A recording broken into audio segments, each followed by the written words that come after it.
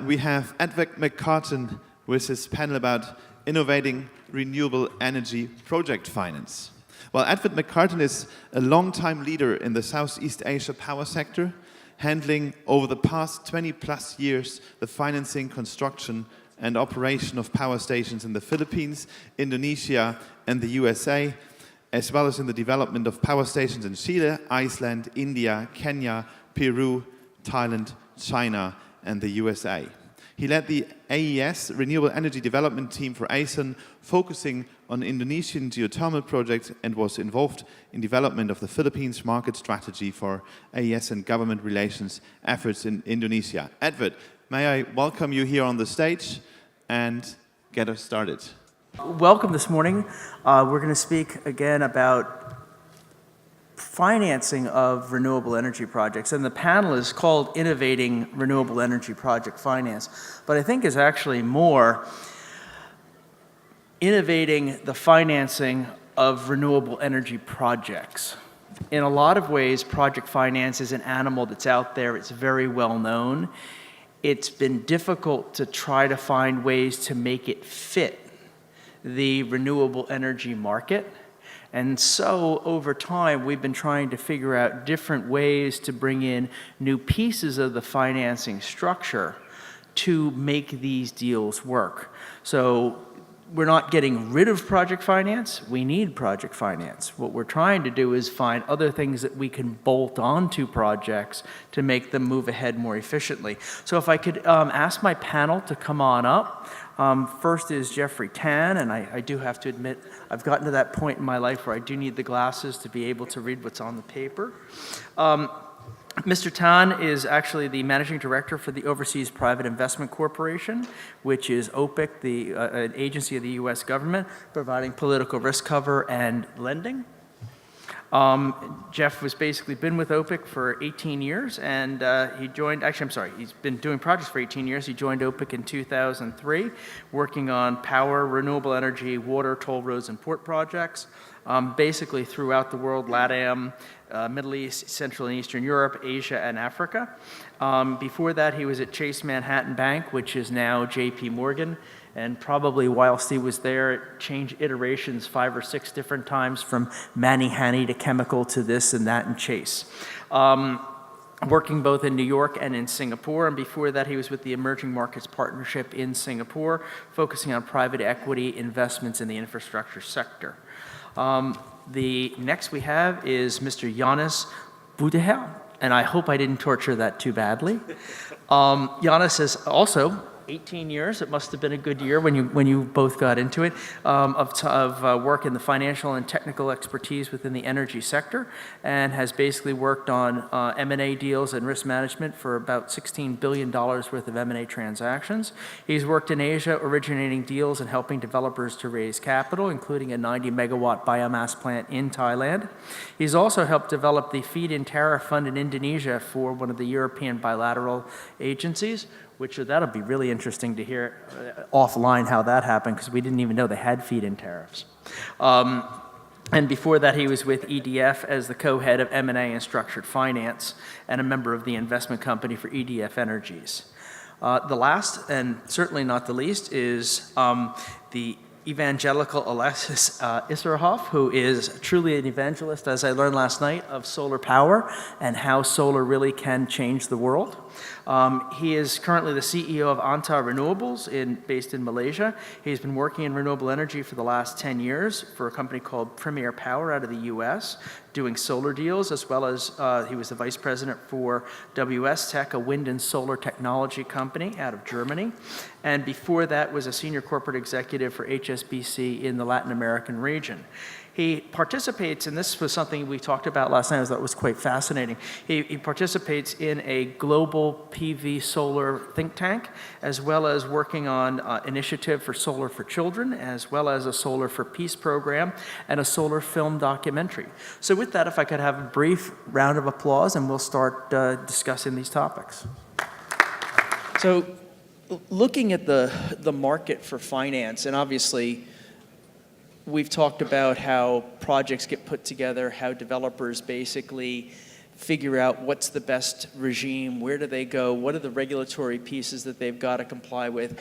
I think, Mike, you said yesterday 800 signatures on a project to get it signed up. But now what we're really looking at is how do you get somebody who is not necessarily in the project to give you a big hunk of money and say, go ahead and do this. And the right answer to that is by crafting projects that actually make sense, that crafting projects that live on their own, and trying as best as you can to craft a project that will last for 25 years without having to rely on subsidies, without having to rely on long-term dislocations of cost. To give you just a quick comparative that we lived through a few years ago, Indonesia did take a very progressive position on tariffs for geothermal. They offered some of the best geothermal tariffs in the world, but their tariffs were denominated in a currency that was not in the currency they were getting paid in. And when their currency devalued quite significantly, they decided that it really was not worthwhile to try to bridge that gap from the governmental treasury. And so it did throw a lot of us into a situation where how are we going to stay alive? So even though those projects were very well structured and the regulations made eminent sense, the projects themselves could not live on their own. So while finance is important and people spend a lot of time saying, well, what does a banker think? Why is the banker going to do this? Why is the banker not going to do that? In a lot of ways, I think for people when they're trying to put projects together is think like the banker. Think about what he's looking for in a project and how do you make that fit what it is you can do. Because, again, they're not doing anything that hasn't been done 1,000 times before, but they are looking at your project and saying, how are you different? So what I would like to do is, because it is the more traditional place, is to start with Geoff, who has basically been in the project finance business for quite some time and has worked both in the more traditional lending markets, but also in dealing with matters such as political risk insurance and newer incentives to try to get money to developers, but not necessarily in the traditional manner. So Geoff, maybe what you can do is give us an idea over your 18 years of sort of working in these projects. What have been the trends that you've seen in sort of in the way that projects are financed? And are we seeing things that folks who are here today trying to put together a project in the Philippines should be thinking about a little bit more to get their projects to attract your investment dollars? Right. Thanks, Ed, and good morning, everyone.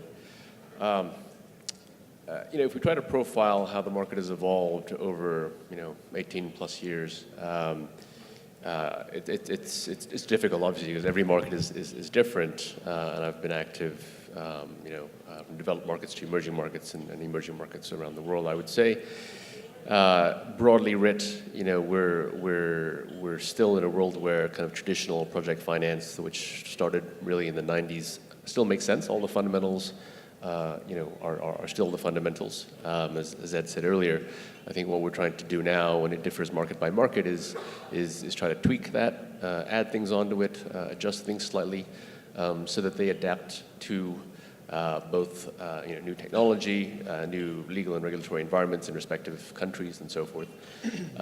So it's hard to be more specific than that. But I would say is the financial markets.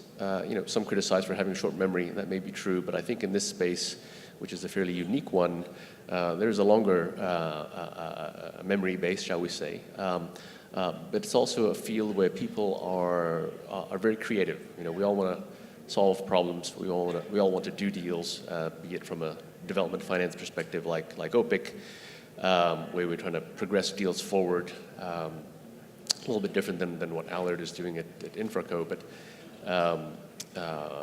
the same is also true of other developers and pure private sector players who want to get deals done, right? Because that's how they make their money. So I would say that you know, we can always count on that creativity to arrive at solutions from the OPIC perspective and the current environment.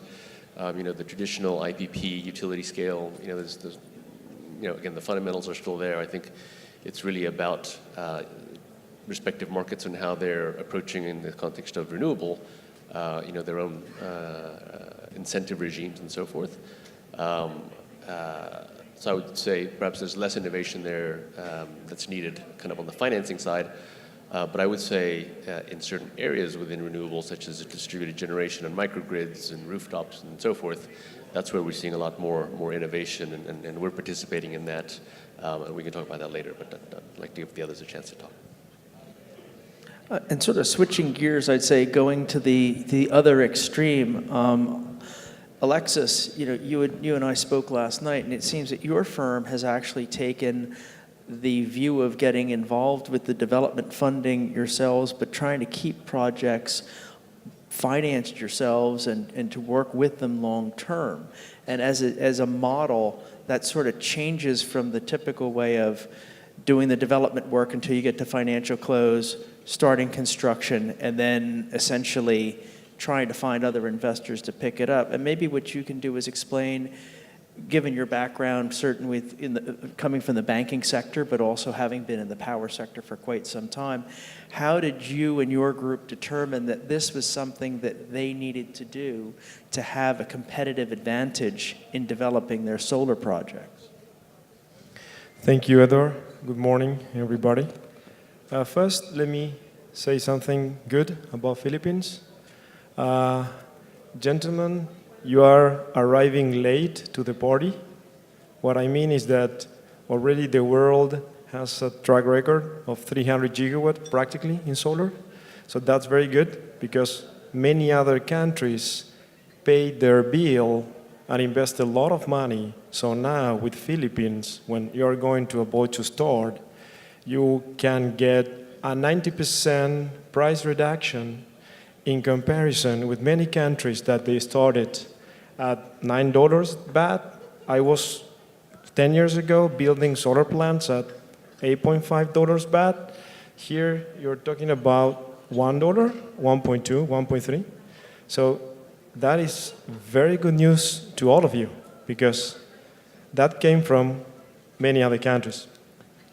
And coming back to what Edward was saying, what we have discovered is there are different mechanisms that are raising regarding solar, where how we structure is, there are different ways. The ideal one is when you have a bankable PPA, you have a developer with certain track record, and when you have a good project, there is not a secret, it's not difficult to finance. What one is, it's pretty easy, you can do project finance if you have a blue chip PPA and you have 20, 25 years. So that would be the easy part. When we get some complexity is that when you want to go to merchant, because let me clarify you something, the future are not the PPAs. We are seeing more and more Chile, Mexico, and many markets that they are going directly to merchant. Why is that? Because solar can compete face-to-face with all technologies. And let me tell you something, solar is cheaper than all of them. Somehow I was involved in two probably of the lowest bidders in the world on solar. And currently, as we are all sitting here, there are solar plants being built in some places around the world that they are $30 the megawatt hour, $29 megawatt hour, $34 megawatt hour. So with that, we make an important point is that you can make it at those prices. Of course, there are some differences, and you need to understand you can't benchmark a PPA. Each market, they have their own individual uniqueness. And on the finance, usually what we work is we try to engage initially with ADB or World Bank or IFC. We try to work with them on some large-scale projects. And the other thing is that we create in vehicles like the yieldcos that those have been very interesting. Why is that? Because in solar, what you have seen in new markets, you need to build based on your balance sheet because it's very difficult at the beginning to get the finance. And what you want to do is free up that balance as soon as possible. So either you need to refinance once it's an operational asset because you're on the safe side of the equation. Most of the risk is on the development and the construction side. Once it's operational, trust me, it's much better than a mortgage. It's a very, very friendly and extremely reliable asset. And, well, probably I will leave it here. And I don't know if I ask what you were... No, it's a good point. And you know, one of the things that we've seen with solar and wind that is, I think, significantly different than most renewable and other renewable energy is the fact that the O&M component is a lot less relevant. Somebody asked at the last session about waste energy, and that's what I've been doing for the last 3 years. But you know, one of the things about waste energy is that's a lot of O&M. And that's knowing what you're doing and making sure that everything is properly handled, it's properly lubricated, it's properly maintained, comes down at the right points in time. Whereas with solar, very often it's a bunch of skinny guys with squeegee and some Windex to go up and clean the panels. So it's a very different animal, and you have different investors who are very happy to come in there. And going to be a little bit off your topic, Yanis, but one of the things that I saw in there is you had been involved in the private equity side and understanding how that fits. And that's a component of the renewable energy value chain that has tried to find a home, has tried to find a way to get into these projects and get the kind of returns that they're used to with the limitations on expenditure that they've done. And maybe you can give us some ideas as you've watched the market develop over the years, how this other, you know, investment funds, private equity shops, how these other less traditional investors can take part in these projects. How can we tap into them? Because these guys have significant amounts of money. Or at least they tell us each time we meet them that they have significant amounts of money. Yeah, thanks. The first thing I wanted to say is this: we usually approach this issue of financing from the investor's point of view, and I think it should be the other way around. And you know, this innovating project finance or innovating financing solutions, it's a hot topic, and if you go to any conferences or workshops, you have this topic of innovative financing solutions. And I mean, to me, innovative is a very relative concept. So, for example, if you talk about non-recourse project finance, it's innovative in Indonesia because there's none. It's not elsewhere. It's like talking about smart grid before having a grid itself. So before talking about innovative or innovating solution, we need to have project to invest in. So we should, from my point of view, we should see this financing issue from the project's point of view and the project development. And what I can see is three trends over the last 10 years that we've been operating in this sector. The first one is we see more professional project developers coming in with a mindset of let's develop the project for the project to be financed instead of let's develop a project and I think that my project is very good, so investors will come to me without any effort. We see some developers being a bit more realistic in terms of free carry, for example, or development costs. I mean, it's not there yet. We come across a lot of developers, very greedy and asking for high carry and upfront, and so still. But we see some good project development teams coming to us and asking for financing. So that's something that is relatively new over the last 10 years. The other thing is also for helping more projects to be developed and financiers to invest is to take a bit more early stage risk. And that's something also that we see from investors, that many of them or some of them have realized that if they want to invest in projects, that means they have to take this higher risk or earlier stage risk than just waiting for shovel-ready projects to come to their doors. So typically, in Infra-Asia, that ReEx is a shareholder of Infra Capital Myanmar, which is the developer on behalf of Infra-Asia for Myanmar.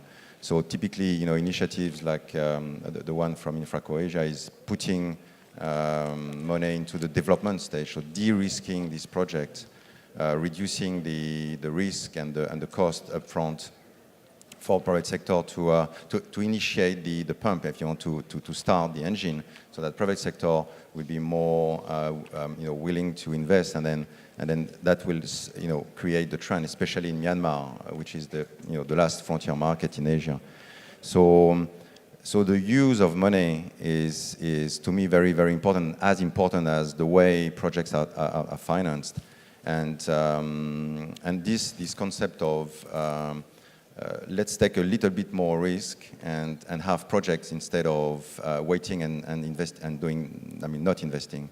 So we've seen, we're working with infrastructure funds, for example. They have raised money, but they can't deploy this capital, so they are kind of stuck. We've seen other investment funds who realized a bit earlier that if they want to deploy the money, they have to take the risk, and they've been doing well, especially in the Philippines. I don't want to give names. I mean, you know them, but some have been doing very well in the Philippines, and some kind of okay. And because the difference is this appetite or this willingness to take the earlier stage risk. The last trend, the third trend that I wanted to mention is the leverage on the private sector. I mean, everybody knows that the cliff in front of us in terms of investing in renewable energy assets, but energy assets, energy projects, infrastructure projects is huge. Public money won't be able to finance everything, so we need private sector money, professional developers, potentially financed by this public sector money, to raise the professionalism and the capability for project development, which is a huge gap in Asia. There's a lack of project development capability. So that's a way of closing the loop. And so if this circle is done properly, then I can see a huge potential in Asia for developing well-structured projects, and the financing will follow, and the investors will follow. Well, and that's a good point in terms of the quality of the development that you're seeing. And I agree with you. I mean, when I first came over here, this idea was, my cousin is very close to the brother of the provincial governor, and he really would like to see a blah-de-da project. And that was deemed to be project development. Is that, no, I met this guy, and he likes this idea. And I think we're seeing a lot more thought going into projects. You may still be friendly with the barangay captain. You may still be friendly with the Bupati. But there's a lot more logic going into making a project that works. And I have to say, here in the Philippines especially, and in the renewable energy industry, we've seen some very professional teams going out there, both foreign and Filipino-based, who are putting together projects that are not just an idea. And I used to say to one of my colleagues that, not to be rude, you don't have deal. You have an idea. You've got to put you've got to basically get the L on there so it's ideal, and then get rid of the I and make it into a deal. And that really is part of the dynamic that it's hard for people to sort of grasp. But it's a very good point. And actually my old company had focused on bringing people who were investment funds in on the development side with the idea of taking that project to financial close, taking their money out and getting their return, akin to what Infraco and your group does, to foster development, but also to give quite attractive returns because your money was you were only out of pocket for maybe 6 to 9, maybe a year. Whereas when Jeff is out of pocket, he's out for 14, 15 years. So it's a very different animal.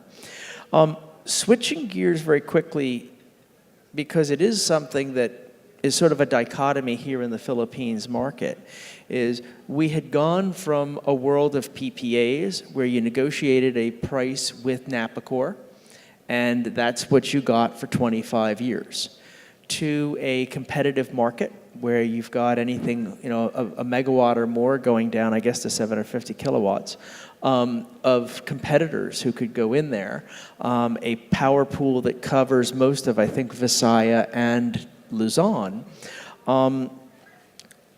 the government not really being involved other than saying, yeah, okay, your PPA doesn't seem too wacky, go ahead, go forth and be fruitful.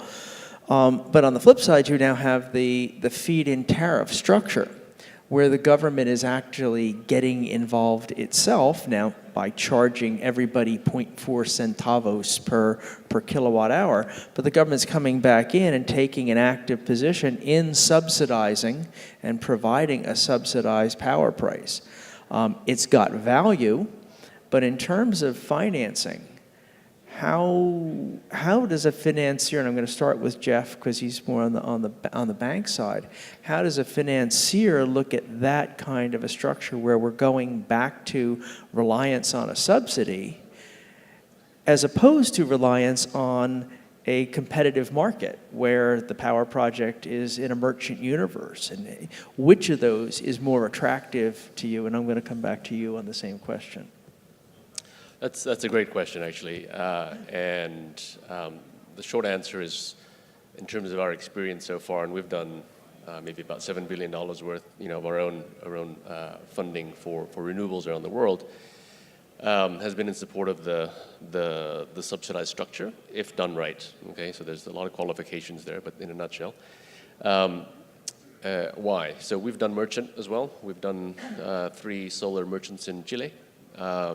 For various reasons, that market, prices collapsed, in part due, of course, to what you all are familiar with in terms of oil prices.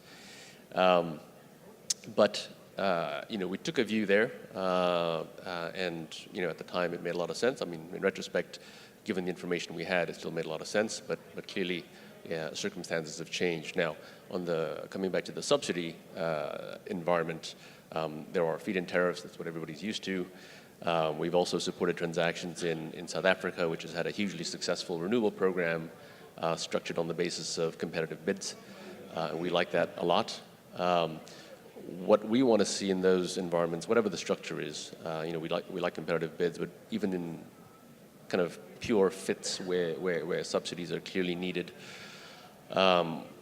we look for an understanding within the government, not just at the Ministry of Energy or the utility or the single buyer, but also across the government, Ministry of Finance, President's Office, etc.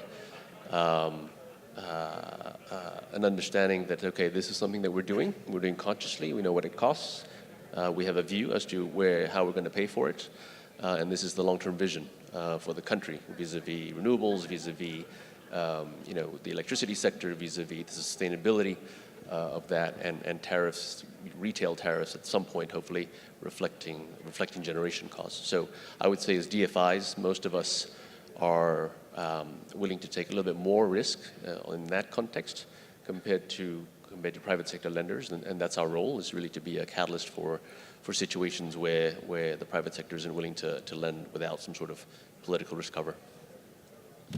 And actually, Alexis, the question for you is, same sort of question, but a slightly different angle, which is, would you've gone to markets that have feed-in tariffs, you've worked in those, you've seen how they work. As a developer who kind of hangs on a little bit longer and holds projects for longer term, would you be more comfortable with a subsidized structure that does depend upon political will a little bit, or would you rather be looking at a market where you know you can sell to off-takers who they want your product and you negotiate with them rather than having to deal with the vagaries of a political process? Well, at the beginning, there is a basic common sense situation, probably many years ago. You needed subsidies. You need to keep the ball rolling. You need to promote renewables. I think that subsidies, in a way, play against us. That you have a track in a lot of countries that the moment that you depend on a subsidy, it turns against you, like it happened in Spain, Czech Republic, because you want to play a game that they can't change the rules. When a government promises something, another government can change the rules. So you are always having a liability there that financiers, they don't feel comfortable. So I think that the best thing is just levelizing the playing field. You want to just be one player producing energy. And why is very good for Philippines what is going on? Let me tell you why. Because in Spain, what happened, or in other countries, the subsidies were so big that, of course, the government was losing a lot of money because they were doing 45, 40, 50 cents subsidies when the real pool of production was 6 or 7. So what is really going on? I say, gentlemen, we don't need any support on that. I'd rather go to the market and negotiate because I can produce at a merchant level and on a pool level. And in places that you have sun, like Philippines, let me set an important point here. If I go into the paper, probably Philippines is one of the 2 best markets in the world. You have a lot of sun. You have a huge population. You have massive issues with energy production. You don't have oil. So coming back to your question, I think that the more you let the private sector play face-to-face with the other source of generation, you promote, and financiers are more on a secure field because financiers always think, what is the worst case scenario? That I have an asset producing energy very cheap. Okay, I can lose my current off-taker. I can lose my PPA. I give you an example. There are some studies that every 100 projects in solar, 1 may default. The other 99 no. So it's a very, very safe investment. So if the worst case scenario is that you will have an asset producing energy and that you will be able to compete because your production price is very low, practically you don't have any risk because you can shift off takers very easily. And even if they cancel your PPA, you go to the market and you know you can sell it. So it's not artificially structured on a subsidy that is in reality, in the long term, will not make any sense. We're getting into our time here. I just want to see if we had any questions from the floor. You have a question. No, I just wanted to react on this subsidy thing. I think a subsidy is not good or bad. I mean, for me, it's a very powerful tool if it's linked to an energy policy, because you can basically design an energy mix based on subsidies. So if it's linked to a long-term view of a country or the government to design the policy, to design the future energy mix, and if it's done in a visible and transparent and long-term view, then it's a powerful tool. I agree that it shouldn't be a long-term solution, but it's a very powerful to lead the country into the energy mix that's good for the country. So solar, for example, is needed subsidies at some point, now less and less. Whether it's the next round of the feed-in tariff is standard or there's a feed-in tariff, I mean, to be honest, the opportunity cost of not doing anything is bigger than the debate whether it should be tendered or what should be the price of the next feed-in tariff. Because, you know, Philippines had a very good traction and have managed after a few years of, you know, not announcing the feed-in tariff. So eventually the feed-in tariff was announced, and then suddenly 500 and now 700 plus megawatt are being built, which is a huge success. So there's good momentum, good traction. And then suddenly we stop again. You know, what's next? And again, I mean, we have developers with like 100 megawatt plus of shovel-ready projects, you know, land converted, et cetera, waiting. And we see some big players who've been involved in this 5 megawatt, 700 megawatt now looking at Indonesia. Because the new, you know, president, very promising, but not clear. The next round, not clear in terms of energy, you know, strategy and policy. What's going to come? The next round of the feed-in tariff is not clear. So my advice would be, please, you know, keep the momentum, keep the clarity, the strategy, the long-term view to keep the momentum in the Philippines, because investors are basically flipping, you know, are switching. If there's more, I mean, a higher opportunity, better opportunity in Indonesia, they will go to Indonesia. I could not agree more, because when you really look at it, the two powerhouses in Southeast Asia for renewable energy development have been the Philippines and Thailand. Why? They don't have a lot of domestic fossil resources. So they've said, we got to do something on our own. And as one of my colleagues from, I think, PNOC said this morning, you know, we were doing geothermal here. They were drilling wells in the 1980s. And we built, my old company built 600 megawatts of geothermal power here. What is now Unified Leyte, we built basically, because the Philippines said, we want to build up these resources and we'll pay a bit more in the near term so that we can get rid of reliance on oil, coal to a lesser degree. Thailand, the same thing, and to the point that Thailand saw their gas running out and just were absolutely allergic to the idea of coal plants. They have a few, but they don't like them. So these nations said, let's find some other opportunities. Let's find some other technologies that are out there. I think Thailand rode the end of the crest of the carbon credit model a little bit better than the Philippines did, but the Philippines is now coming into it, and they're getting investment akin to what Alexis said. You know, when I first looked at my first solar project was in Korea, it was $6 million US per megawatt, and it got down to 1. Now, if you were doing that $6 million megawatt, even at 50 US cents per kilowatt, that was a tough one to make work.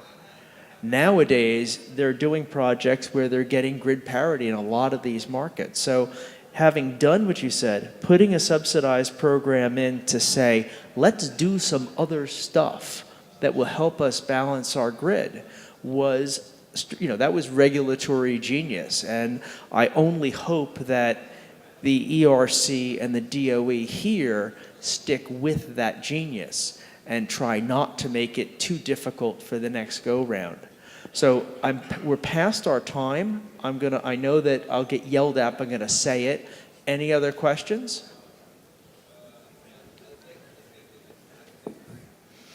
Edward? Who do we put to sleep? Sorry? Now, let me please clarify a little point, because I agree with Yanis about the subsidies, but this is very important because Thailand, 3 years ago, they promised a feed-in tariff. A lot of companies moved to Thailand, invest a lot of time and energy. They keep delaying it for 2.5 years. Most of these companies end up in bankruptcy because they were depending on government action. What is going on with the subsidies? That what I'm saying is that it's completely, I fully agree that in the long term you need it. They need it to be sustainable at least 2-3 years. Then you have an important, massive, but important track record, so you know who are the right players and that they're doing well. But the second thing is that imagine what is going on here now. What is going on here now is that now you have standing by projects depending on policies again. So what they do with the feed-in tariff, if they suddenly keep waiting till to make a decision, you'll be killing the market, killing the momentum, and killing a lot of companies that they develop a unique track record that they will not be able to develop. I did solar in 25 countries, and I have seen that when you depend on a government, they can either boost the market like Germany, or they can kill it. If suddenly they keep 1 year floating the regulation, everybody will die, because no, you can't hold your fixed structure that much. So subsidies, I think that they may be a sure thing during 2, 3, 4 years. You reach certain level. After that, you let the market play by itself, and the only thing you need to do is a transparency and a clear regulation. Let the privates manage the market, and the government interfere as less as possible. I agree 200%. I'm going to, though we've gone well over our time, I want to ask you to give a round of applause for our panel.